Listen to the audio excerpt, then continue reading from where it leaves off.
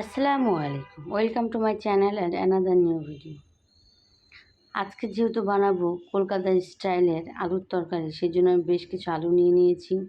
সেটাকে ছোটো ছোটো করে কেটে সেদ্ধ করে নিয়েছি, সাথে দিয়েছি অল্প একটু ছোলা বুট সেদ্ধ করেছি। আলুর সঙ্গে সেদ্ধ করে নিয়েছি, আলুটা অলমোস্ট সেদ্ধ হয়ে আসছে। এই পর্যায়ে আমি একটা হাঁড়ি বসিয়েছি। তেল আর পেঁয়াজ আমি ভেজে নেব বাদামি কালার করে। এখন দিয়ে দেবো স্বাদ মতো লবণ। আমার যে অনুযায়ী আলু সেই স্বাদ মতো লবণটা আমি এখন দিয়ে দেব। আর কলকাতার এই খাবারটা খুবই মজার একটা খাবার সকালে নাস্তায়। এই খাবারটাকে আমি এখন খুব মিস করছি। এখন দীর্ঘদিন যাবত যেহেতু আমি যেতে পারছি না, তো যখনই ইচ্ছে হয় মিস করি খাবারটাকে, তখন আমি নিজে বানিয়ে ট্রাই করি এবং পরিবারের সবাইকেও খাওয়াই। পেঁয়াজটা ভাজা হয়ে গেছে। আদা রসুন 1 চামচ, 2.5 টেবিল চামচ হলুদের গুঁড়া, মরিচের গুঁড়া 1 টেবিল চামচ করে, আর দিয়েছি সামান্য গরম মশলার গুঁড়া। এখন মশলাটা কষিয়ে আলুটাকে আমি কষিয়ে নেব। আলুটাকে কষানো হয়ে আসছে, এখন দিয়ে দিলাম 3-4টা কাঁচামরিচ। এই পর্যায়ে আলুটাকে আমি অনেকক্ষণ কষিয়েছি। এখন দিয়ে দিব ঝোলের জন্য 3 কাপ পরিমাণ পানি। নেড়ে চেড়ে নিলাম। আর ধন্যবাদ যারা আমার ভিডিওটি দেখছেন, তাদেরকে অসংখ্য অসংখ্য ধন্যবাদ। প্লিজ আমার চ্যানেলটা সাবস্ক্রাইব করবেন, পেজটা ফলো করে দিবেন।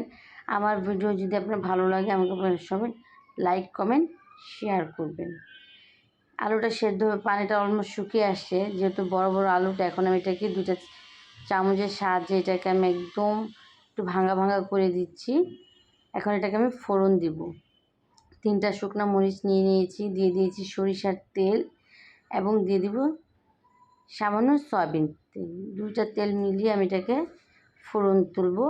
দিয়ে দিচ্ছি রসুন কুচি, পেঁয়াজ কুচি। এখন এটাকে হালকা নেড়ে চেড়ে ভেজে দিয়ে দিব অল্প একটু কালো জিরা। কালো জিরাটা দেওয়া হয়ে গেছে। এখন আমি একটা তেজপাতা নিয়ে নিব, যেটাকে আমি একটাকে 2 ফালি করে নিয়ে নিয়েছি। এখন দিয়ে দেবো আস্ত জিরার ফোড়ন। যেহেতু কলকাতার স্টাইলের খাবার, কালো জিরা আস্ত জিরা তো মাস্ট লাগবেই, নাহলে সেটা তাদের অথেন্টিক ফ্লেভারটা আসবে না। এখন এটাকে বাদামি কালার করে এখন আমি দিয়ে দিচ্ছি আলুর ভিতরে ঢেলে দিলাম। এখন আস্তে আস্তে চেয়ারটা অনেকটাই চেঞ্জ হয়ে যাবে। এখন আরেকটু পানিটা বেশি শুকিয়ে গিয়েছিল, এর জন্য আমি আরেক কাপ পানি দিয়ে দিয়েছি। দেখুন কি সুন্দর একটা কালার চলে আসছে। দিয়ে দিলাম 1 টেবিল চামচ জিরার গুঁড়া। আর এখন দিয়ে দেবো হচ্ছে গিয়ে হাফ টেবিল চামচ চিনি স্বাদের জন্য। আর দিয়ে দেবো সামান্য ধনেপাতা। এরকম ঝটপট বানিয়ে ফেলতে পারেন কলকাতার স্টাইলে আলুর তরকারি, যেটা লুচির সঙ্গে খুবই একটা অসাধারণ একটা খাবার। ধন্যবাদ।